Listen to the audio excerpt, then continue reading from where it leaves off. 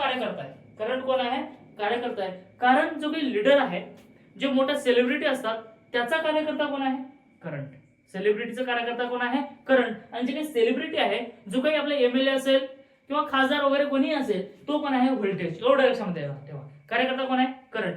मग म्हणतोय म्हणजे आपल्या गावामध्ये जेव्हा कार्यकर्ता येत असतो, जेव्हा आमदार येत असतो, त्याच्या पुढे पुढे चालणारे कोण ते कार्यकर्ते, आणि त्याच्या मागे मागे चालणारे कोण आहेत, कोण आहे, करंट आहे. म्हणजे ते कोण आहे, एमएलए.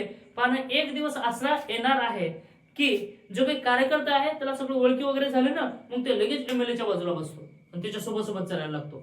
बरोबर. म्हणून जेव्हा रेजिस्टन्सचा फॅक्टर येत असतो, मग त्या रेजिस्टन्सच्या फॅक्टर मध्ये जो काही इथला कार्यकर्ता होता ना, ते आता मोठं झालाय. आता कोणाच्या सोबत बसलाय, डायरेक्ट एमएलएच्या बाजूलाच बसलाय. आता कसं सोबत म्हणजे बघा, सोबत म्हणजेच काय, जिथं एमएलए तिथं कार्यकर्ता, जिथं एमएलए तिथं कार्यकर्ता, जिथं व्होल्टेज तिथं करंट, जिथं व्होल्टेज तिथं करंट.